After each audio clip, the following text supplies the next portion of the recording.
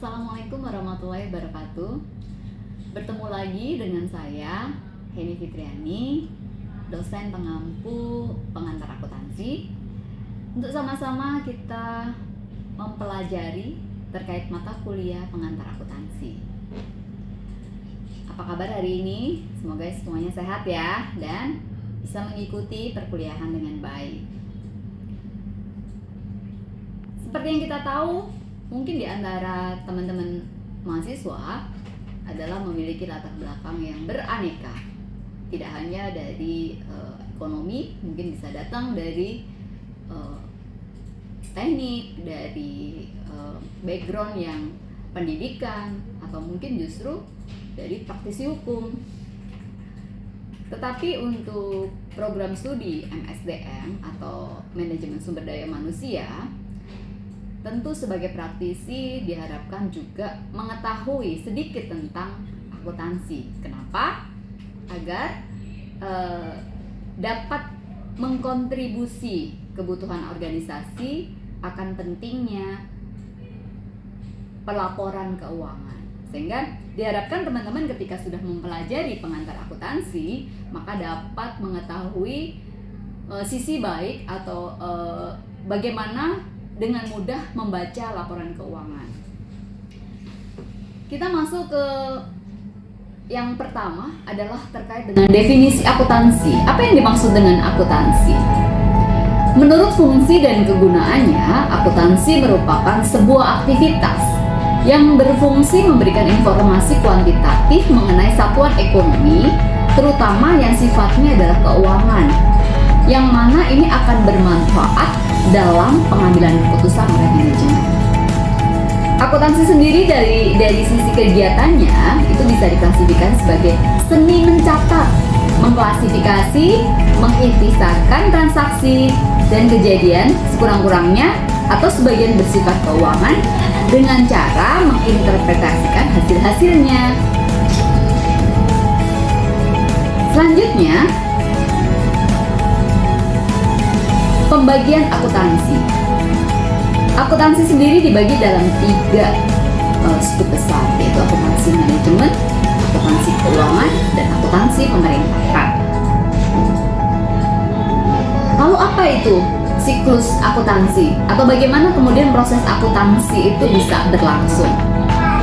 Yang pertama adalah adanya bukti transaksi, kemudian jurnal, kemudian buku besar, neraca saldo, jurnal penyesuaian, jurnal penutup, dan hasil akhirnya adalah berupa laporan keuangan.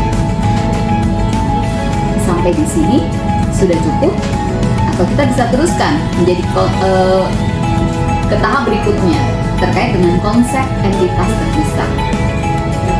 Apa sih yang dimaksud dengan konsep entitas terpisah? Perusahaan dianggap terpisah dengan pemiliknya. Sebagai contoh, saya, Eliza, memiliki dana 10 juta. Tapi apakah dana ini adalah merupakan dana pribadi saya atau dana dari bisnis usaha salon saya? Nah, itu yang harus dipisahkan antara harta dan kepentingan pemilik. Gitu ya. Selanjutnya, masih dengan konsep entitas, apabila Elisa itu memiliki harta sebesar 10 juta, tetapi kemudian ini diinvestasikan di dalam kegiatan salonnya, maka dari sisi salon ini akan menjadi harta, tetapi sekaligus menjadi kewajiban kalau ini kepentingannya adalah pemilik. Ini yang harus dibedakan ya teman-teman, antara harta salon dengan kepentingan Eliza secara pribadi.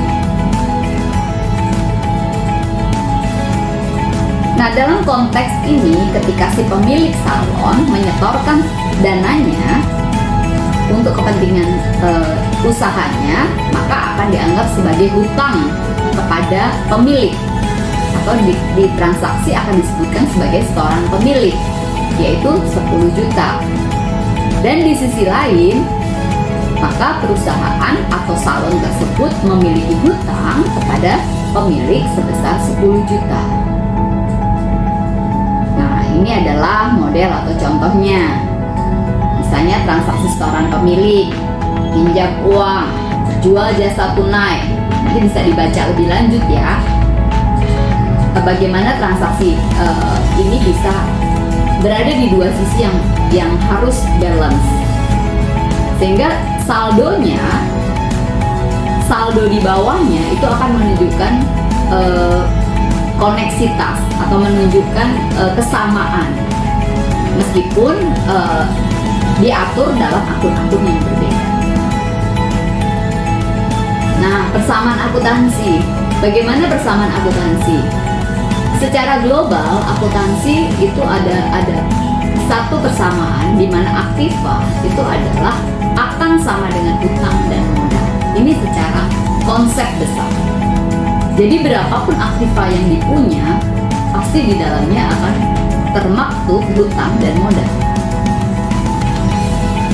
Nah, unsur persamaannya dapat di breakdown sebagai berikut. Harta atau aktiva ini merupakan sumber ekonomi, contohnya adalah kas, piutang, aset, dalam hal ini bisa menjadi gedung, kendaraan, dan lain-lain.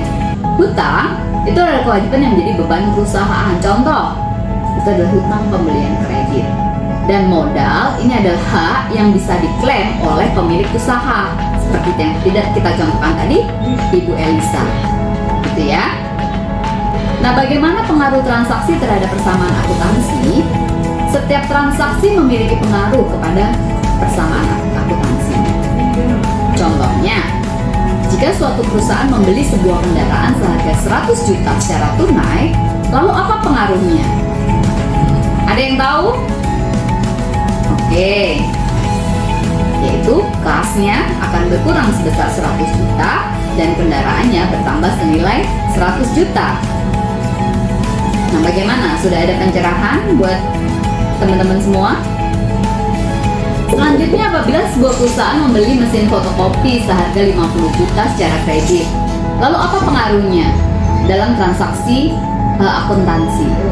Maka akan terjadi peralatan yang bertambah senilai 50 juta sekaligus hutangnya bertambah senilai 50 juta. Karena apa? Yang bersangkutan membeli aset dengan menggunakan hutang. Selanjutnya, kita akan mengasumsikan penjualan kendaraan dengan harga jual yang sama dengan nilai bukunya. Apa sih yang dimaksud dengan nilai buku? Nilai buku dapat diartikan nilai aset pada saat kondisi periode yang dimaksud. Sebagai contoh, pada hari ini misalnya di bulan Mei 2023 kita memiliki sebuah aktiva, maka nilai buku yang dimaksud adalah nilai neto dari aktiva setelah dikurangi dengan penyusutan pada kondisi Mei 2023. Gitu ya, teman-teman.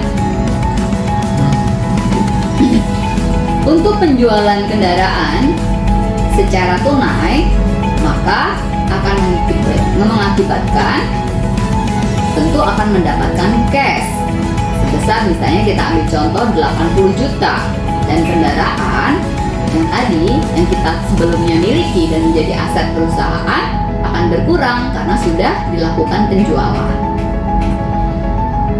Demikian juga ketika perusahaan melakukan penjualan secara kredit, apa pengaruhnya? Maka perusahaan bisa diasumsikan memiliki piutang sebesar 150 juta. Sebagai contoh ya, kalau tadi menggunakan contoh yang sama 80 juta, maka piutangnya akan bertambah 80 juta. Tapi kita ambil contoh 150 juta, maka piutang bertambah 150 juta dan kendaraan akan berkurang sebesar 150 juta. Lalu bagaimana jika perusahaan membeli sebuah mesin secara kredit? Ini akan memiliki dampak yang sama seperti contoh sebelumnya. Yang lain seterusnya bisa dipelajari dan kita akan bertemu di sesi latihan. Terima kasih.